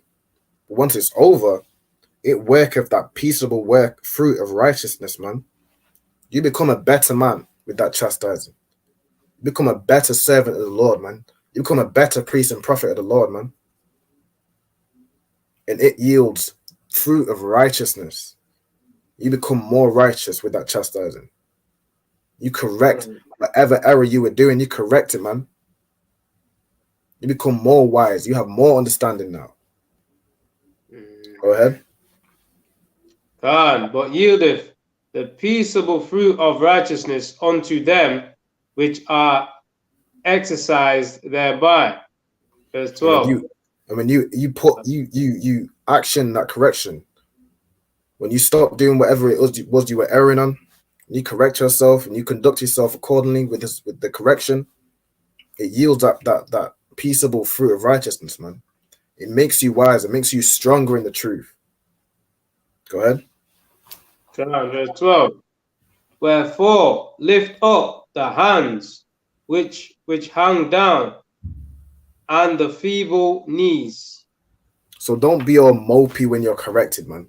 Don't be all depressed and, oh man, I can't believe it told me off. Don't be like a child, man. Lift up your hand, man. Don't have no feeble knees. You stand up straight and you say Kana one Khan, man. You say Salakia. I'll do better, man. Right. And you move forward, stronger. Don't be weak and don't fold, don't crumble like a child. Don't sit in a corner and cry. Don't cry about it. You say Kana one Khan, you stand back up, and you go out there the next week, the next day, and you do whatever it is that needs to be done, man. Go ahead. God. Verse 13. And make straight paths for your feet, lest that which is lame be turned out of the way. And make straight paths for your feet. Continue to make that path straight, lest that which is lame, whatever it was you were doing wrong, don't let it continue to drag you down. You continue on that path, man. You let that be healed. You correct whatever it is that needs correcting, and you continue to move forward, man. Go ahead. God, but let it rather be healed. Right, go ahead. 14. Follow peace with all men and holiness, without which no man shall see the Lord. And you should follow peace. You should strive for peace, and you should strive for holiness. You should strive to be holy and have brotherhood, man, with your nation. And if you don't have peace with your brothers, if you don't have no brotherhood, you don't have no holiness, you will not see the Lord, man. Right. You will not make it to that kingdom of heaven if you don't have these two things. Go ahead.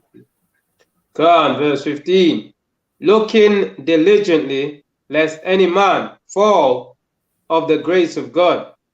And you should look for these things diligently, lest you fall from the grace of God, man. Fail, Salakia, fail. Lest you fail of the grace of God.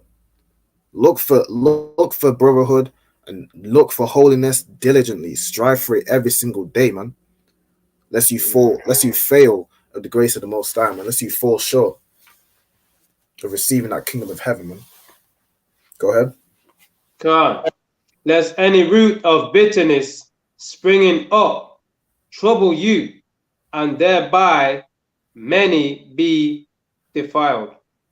Lest you become bitter, man. Lest the devil gets a hold on you and he starts to devour you. And that bitterness, it bubbles up and it troubles you, and you become defiled by it, man. Instead of correcting yourself, you get all angry, you get all bitter, you start to hate your brother, man. And you become defiled with that. Don't despise correction, man. Don't become bitter. You say Khan, I don't want Khan, and you keep stepping, man. You keep pushing, man.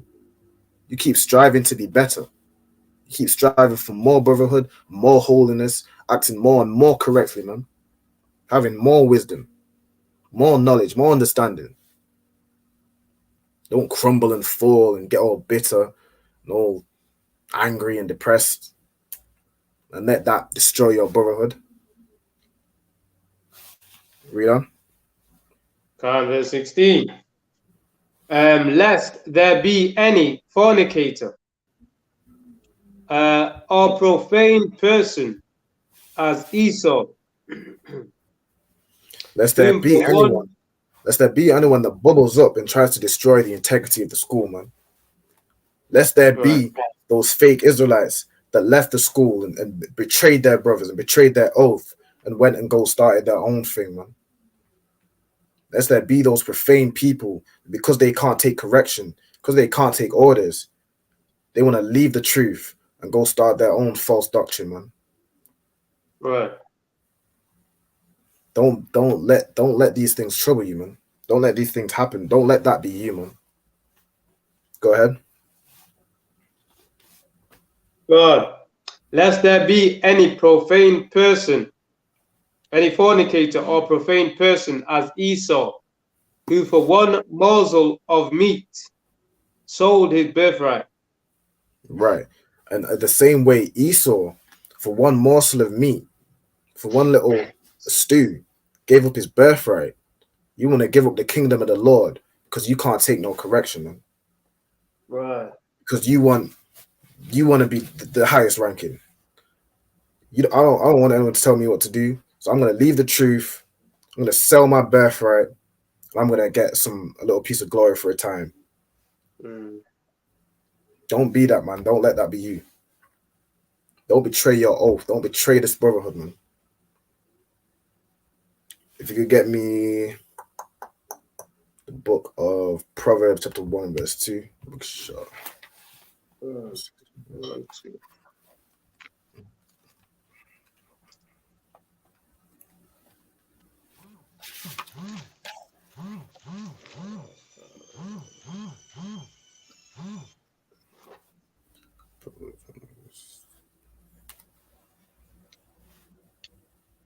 Look here. Proverbs chapter 1 verse 2, right? Mm-hmm. Can you hear me? Yep, go on. Yep. Oh, my phone's gone low. Let me read this and then I'm gonna. In fact, let me come out of it and come back. That's right. Back up.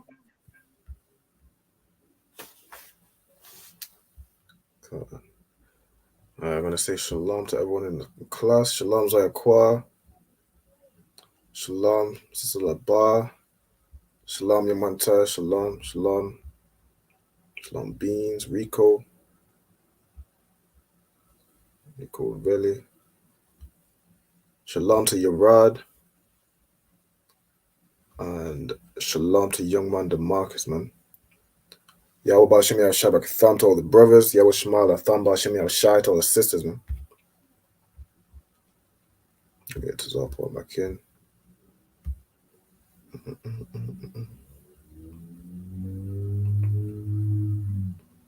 Honduras.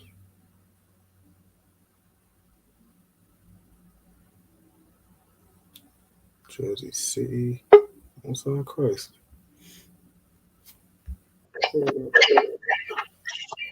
Christ. Right. What is it? Proverbs 2 and Proverbs chapter 1 verse 2. Proverbs chapter 1 verse 2. To know wisdom and instruction, to perceive the words of understanding. To know wisdom, to know instruction, to perceive the words of understanding, to be able to understand things, to have wisdom, to have knowledge. Go ahead. Verse 3. To receive the instruction of wisdom, justice, judgment, and equity. Right, to receive the instruction of wisdom, to receive the judgments, the justice, to receive correction and equity. Go ahead. Verse 4. To give subtlety to the simple, Go ahead. to the young man, knowledge and discretion. To give subtlety to the simple, and to the young men knowledge and discretion. To make these young men, make these our brothers and sisters more wise, to give them instruction of wisdom, understanding, justice, to give all these things. Go ahead. Verse 5. A wise man will hear and will increase learning. And a It's like a wise man will hear these things. He will hear wisdom and instruction.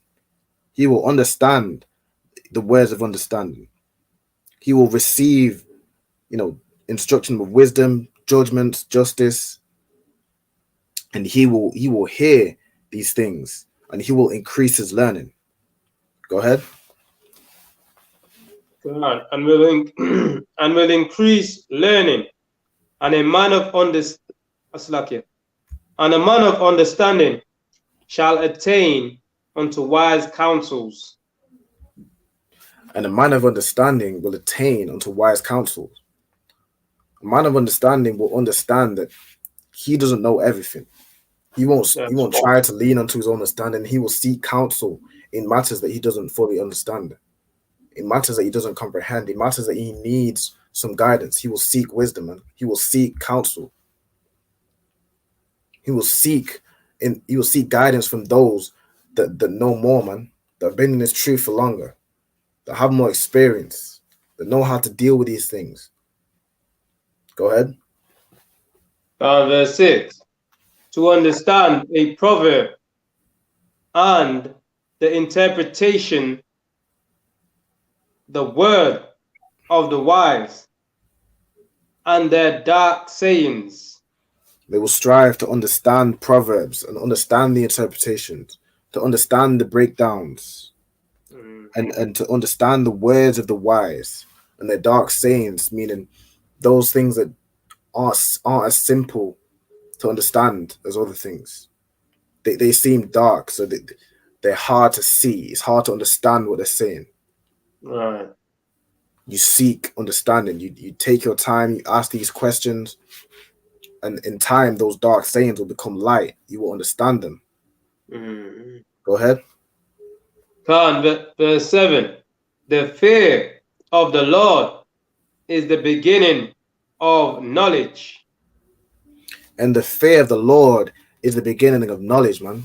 The fear of the Lord is the beginning of all these things that come prior. The fear of the Lord is why you seek counsel, is why you seek to understand these interpretations and these sayings that are more complicated than you can understand. Why you seek to understand it, why you seek counsel to have them broken down, why you stay in this truth and you abide, you follow these instructions. Even though you might not understand why you're given the order at a certain time, you follow it, man. Because you have the fear of the Lord, and you know these men fear the Lord. So you don't, whilst you might not understand it at the time, you stay, you abide, and you seek to understand it. You seek counsel.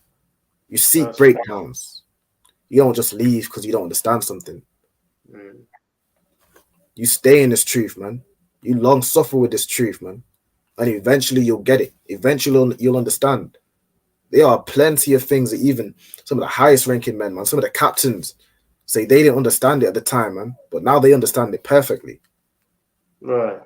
If you stay in this truth, you abide, you seek those breakdowns, eventually you will understand too, man. Eventually those dark sayings will become light unto you, man. You'll have the wisdom to break them down. And you can teach them, you can teach the new men. You can teach the new men these breakdowns, man.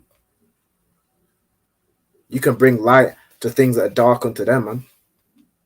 Go ahead. But fools despise wisdom and instruction. But fools despise wisdom and instruction, man. A lot of our people today in the world, they are fools because they despise instruction. They despise this wisdom. They come against us at camp, even though we've come to save their life, man. We've come to give their life, and they despise that instruction. They hate to be told what to do because they are fools, man. But Lord allow, listen, man, some of those will say Salaki for their ignorance, and Lord allow they will change, man. That's right. If the Lord wants them to hear this word, to hear this instruction, He will change their hearts and allow them to hear it. But you got to be strong in this truth, man. Because there'll be things you don't understand. There'll be things, you need time with. You need multiple counsels. But if you abide, you will learn and you will gain wisdom. And our people need to strive, instead of being a nation of fools, we need to be a nation of teachers and students. We need to be a nation that, instead of wickedness and sin circulating, we need to circulate wisdom and righteousness, man. Right. And just Salakia. And justice. man. God. That's right. Khan, go ahead. God, verse 8. My son, hear the instruction of thy father, and forsake not the law of thy mother. And we should hear the instruction of our fathers, the laws of our mothers, man. We should hear the instruction of our parents and of our elders and of the priests and the prophets of the Most High. We should hear these things and hearken unto them. If they are teaching us, as thus saith the Lord, then they are teaching us wisdom to save our lives, man, to give us life. We should hearken unto those words. Go ahead. God. Verse 9. For they shall be an ornament of grace unto thy head, and chains about thy neck. And when you listen to instruction, when you keep the instruction of your father, and you keep the laws of your mother, and you keep the laws and statutes and commandments of the Most High, these things become an ornament of grace, man. It becomes something that's physically seen upon you, man. They can see that you are a man of integrity, man. They can see that you are not like all these other men and all these other women. You're not like these people in the world. You are held to a higher standard, man. It's as if there's a nice gold chain in your neck, man. They see that you're a man of integrity, man. And that is worth more than having the fancy clothes, the fancy cars. That is worth more, man. That's right. Go ahead. Go on, verse 10. My son, if sinners entice thee, consent thou not. And if sinners try to entice you, you say, like, man, I ain't going with you. That's right. My father told me not to hang around people like you.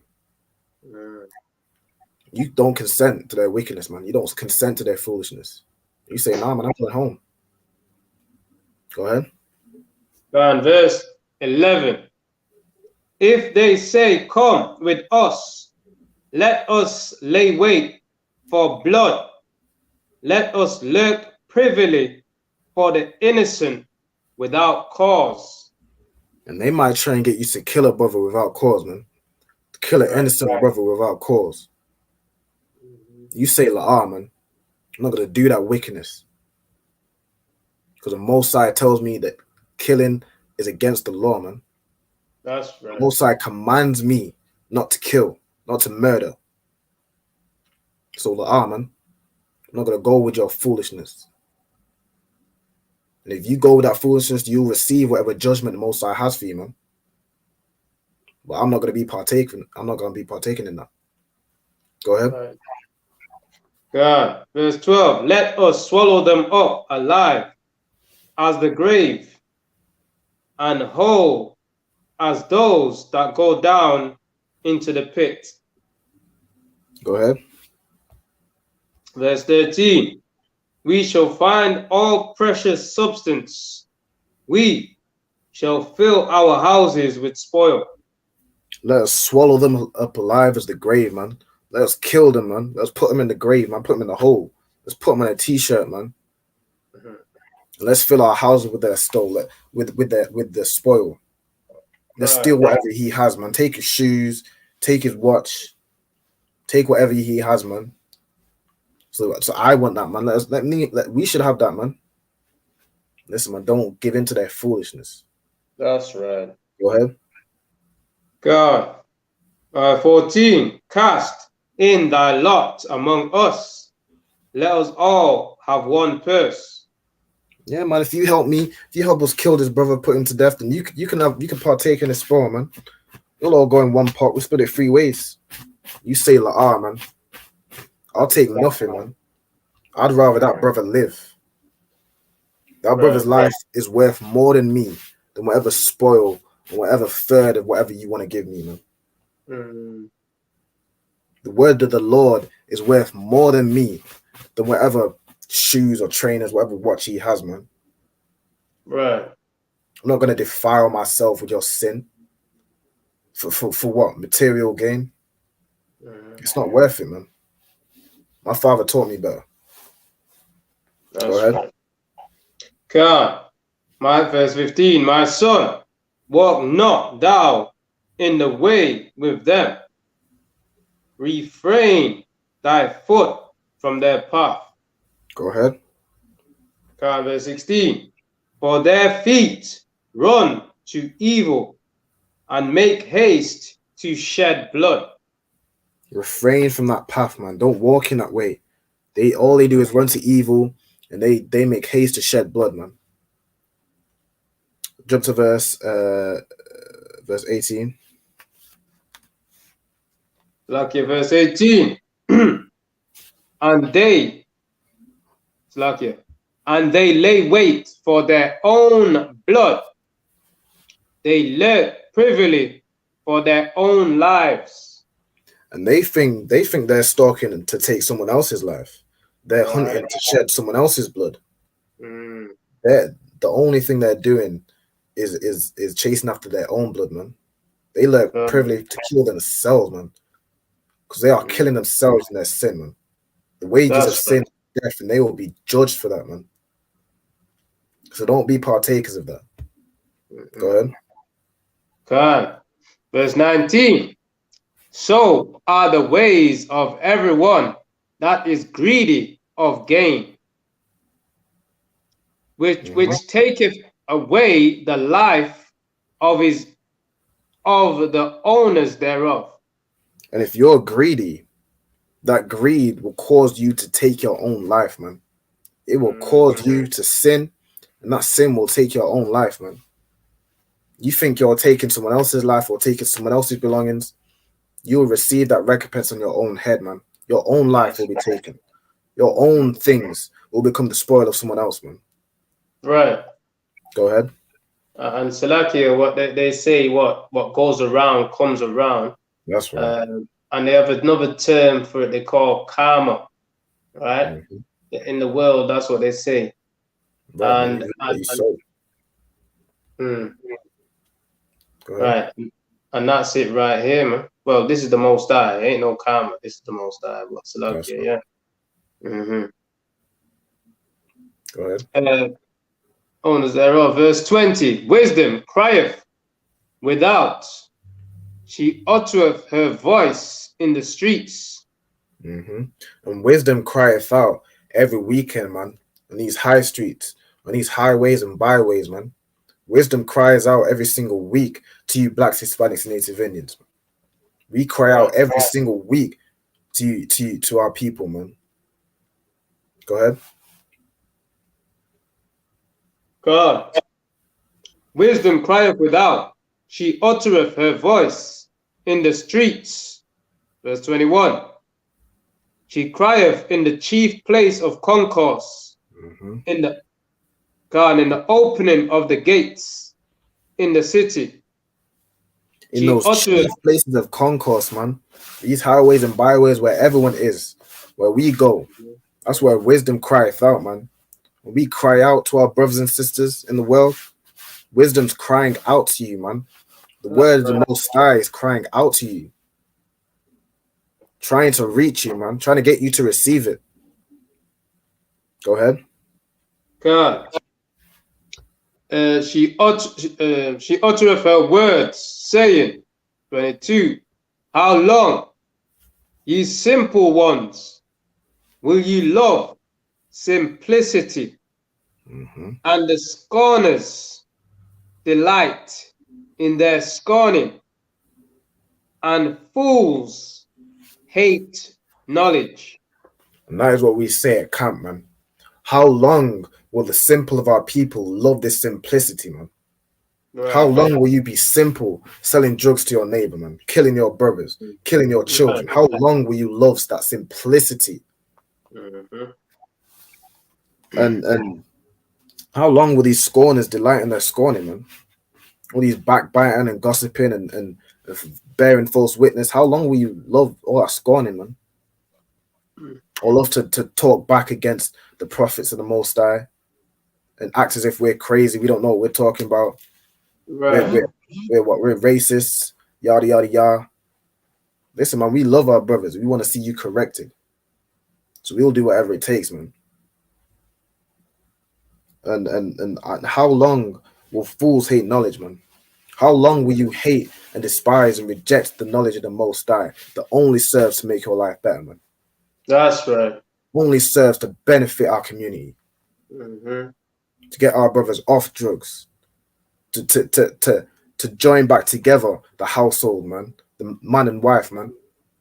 Bring that union back together and stop all this divorce and adultery. To stop children from respecting their elders. To stop elders from leading the children in the wrong way. Only serves to benefit our community, man. Go ahead. That's right. Verse 23. Turn ye at my reproof. Behold, I will pour out my spirit unto you. I will make known my words unto you. And the Most High through us, he's telling these people to turn at his reproof, man. Turn at that correction, and he will pour out his spirit unto them, man. He will make his words known unto them also, man, as they're known unto us. Cool. When they join the ICPK, they come into the school, they learn, they come in all black and they learn. The Most High is making his words known unto them, man, if they stay to listen. Go ahead. Go on, verse 24. Because I have called and you refuse, I have I have stretched out my hand and no man regarded. We have called, man. We have called to our people and they refuse to listen. They stand against us instead of standing with us. They refuse. And we've stretched out our hand to help them. And they didn't regard it, man. They regard what we say as just the ramblings of crazy people. When what we're saying is what you can see in front of your very eyes, man. That's right. What we're saying is clearly the truth that you can visibly see, but you're so blinded by Christianity that you reject it and you regard it as nothing. But this is the word of the Most High, man. That's right. This is thus saith the Lord God, man. God of your forefathers. God of our forefathers. But you reject it and regard it as nothing. Go ahead. Go on, verse 25. But ye have set at naught all my counsels, and I would none of my reproof. But they set at naught all his counsel, man. They set at naught all the correction and reproof that we give in the ICPK, man. We give this truth for free, man. We give this correction in this counsel. We give it for free for those who are willing to learn. You've set that off, man, as if what we're saying is just the ramblings of crazy people. It means nothing. You set it at naught, and you would none of his correction, man, of his reproof. You didn't listen to any of the correction that we've given you through the Most High, man. Most High has given you through us, man. Go ahead.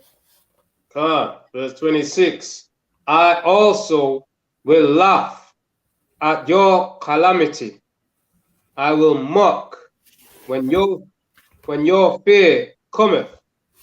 So when you reject the Lord, when you reject correction, and finally it's time for the Most High to give you judgment for all the sins you've done, the Most High will laugh at your calamity, man. He will have no pity upon you because he has tried to reach out to you. He's tried to show you the error of your ways and to correct you, but you held his word and nothing, man. So he laughs at your calamity. When you're getting judged for those sins, he laughs, man. Right. You don't deserve no mercy because you reject the Most High continually. And he'll mock you when your fear cometh, when you're scared and saying, Lord, man, please help me, man. Please, I'll change. It's too late, man. It's too late. In that day, he will mock you, man. You will not want to see the Most High in that day, man. He ain't gonna have no grace for you in that day, no mercy for you in that day. You had your chance and you rejected him. Right. Go ahead. Come on, verse 27. When your fear cometh as desolation, and your destruction cometh as a whirlwind, when distress and anguish cometh upon you. When fear comes as a desolation, when destruction comes to you as a whirlwind, it takes you suddenly. When you're anxious, you're scared, you're distressed, you're fearful, you're calling for the Most High in that day. Read on. Come on, verse 28. Then shall they call upon me, but I will not answer. You call upon the Most High, but he's not going to answer in that day. He's not going to hear your prayers in that day, man. Go ahead. That's right. God, they shall seek me early, but they shall not find me. That's right. In that day, when you're going through the judgment, when it's time, you're quick to say the Most High's name. Right. You're quick to prayer and, oh Lord, this and oh Lord, that. Please and begging and pleading. But you won't find the Most High in that day, man. You'll only find that judgment that you deserve, man. So blacks, Hispanics, Native Indians, listen to this proof while you have the chance, man. Listen to this reproof and this correction. Listen to this order and this instruction and this wisdom, this understanding that we're trying to give you before it's too late and you no longer have the chance, man. Before that day of your calamity where you try and seek the Lord early and he doesn't hear you, man. That day when he won't hear your prayers. He won't hear your plea. Change your life before that day happens, man. Right. Change your life now, man. You contact the number, man. You get in class. You join the school. You do your 90 days, man. You wear that all black, become a trooper, and you do the work. You make your election sure, man. Don't reject this truth until it's too late. Right.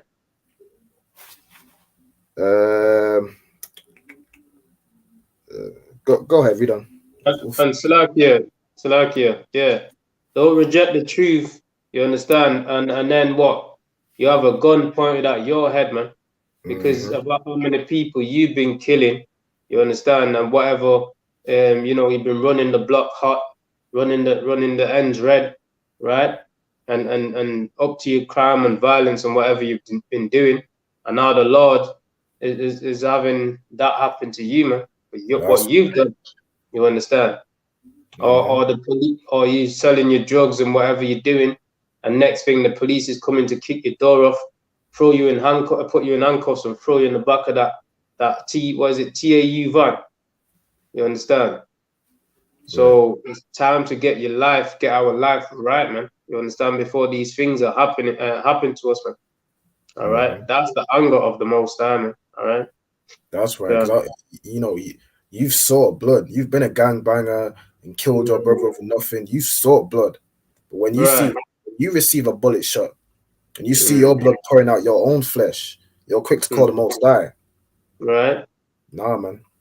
That recompense has been delivered on your own head. You had the chance to change your ways, man, and to repent for the brothers whose lives you've taken, to change your ways, to make a radical change. And all that energy you put towards killing your brother, you put towards serving the Most High and making supplication unto him, to repent for what you've done. Instead of doing that, you rejected him, and now you receive the judgment, man. And he won't hear your prayers in that day. Go ahead. Right. Yeah, it's like I'm reading up. Did you say get something else or read on? Yeah, read on. Go on, verse 28. This church language come upon you, verse 28. Then shall they call upon me, but I will not answer. They shall seek me early, but they shall not find me. Verse 29. For that they hated knowledge and did not choose the fear of the Lord. Because you hated knowledge and you didn't choose the fear of the Lord, man. You didn't choose the beginning of wisdom. Right. You didn't choose to fear the Lord and to listen to this reproof, to listen to this correction, to listen to the word of the Most High that come through the prophets in the ICPK. Because you didn't listen to these words and you didn't fear the Lord. Don't try to fear him in that day. Listen, man. Listen, you keep that same energy, man. Right. You keep that same energy when you're receiving that whirlwind of destruction, man. Don't run to the Lord now. And with that, that's the class. I'm gonna pass it over to priest and prophet of officer 50 Rapper one. Yeah, Salaki. So go ahead. The announcements be on your side. Because we're up on the time, we'll just do we can just just call no sweat. All right, men of Israel, Amadim. Give the teacher one courtesy salute. Salaki. Amadim Shabbat. Amadim. Barak. Yahweh Hashem Yahweh Shai Barakatah. Yahweh Hashem Yahweh Shai Barakatah. Yajamata. Dismissed.